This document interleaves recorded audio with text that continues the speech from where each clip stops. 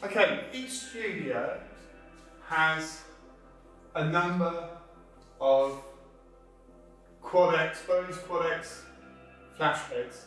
These are connected to a generator. Each studio has 2 generators with 2 channels for powering the lights.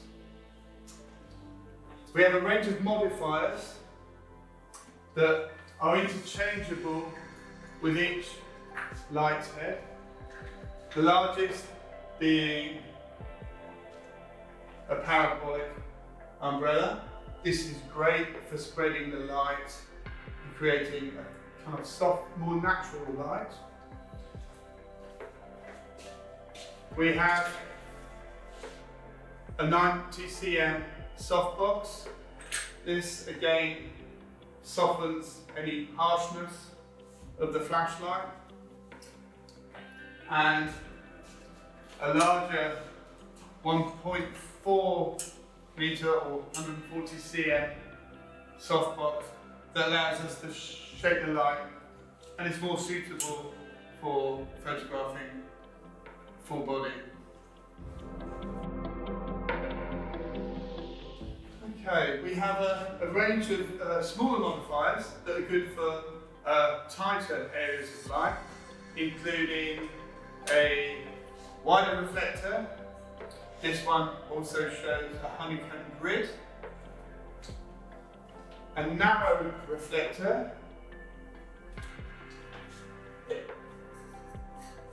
We can attach onto this a snoot to make an even lighter pool of light.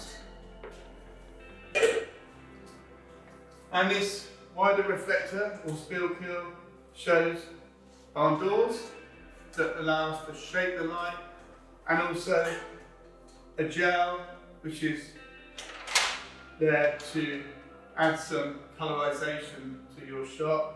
We have a range of different color gels available for you to use here in the studio. So as I said previously, each of the light heads are exactly the same, okay? They simply is the modifier that changes. These can be released by pulling back this button on the right hand side, twisting the reflector or modifier and removing. Okay? Here we can see the flash unit itself, which provides the light, and also in the middle there is a modelling lamp. To place the reflector or modifier back on, you simply need to match the bayonet fitting and turn clockwise. Again, to release, pull the button back, release anti-clockwise.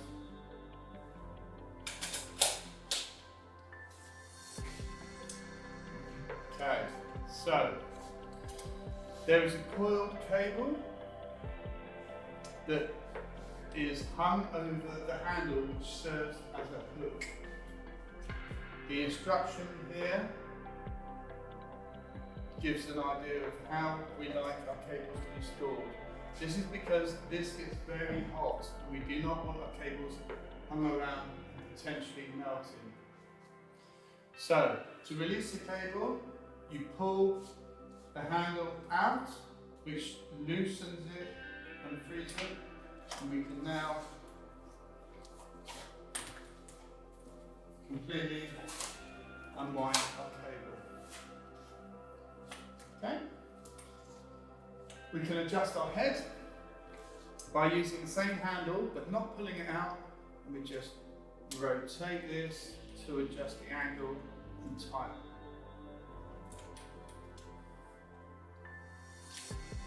Okay?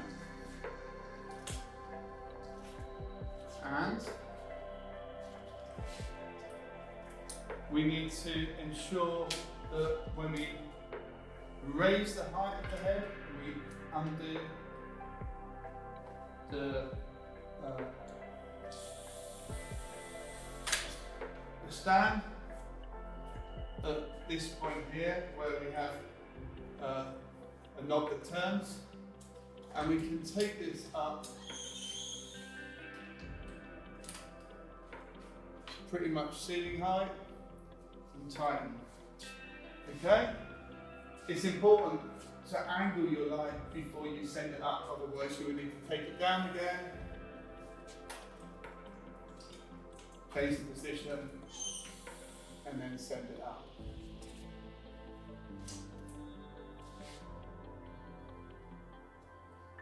The stand itself is unplastered, so it can be easily moved. However, make sure that you lower the stand before you move, otherwise it can tip over. Finally,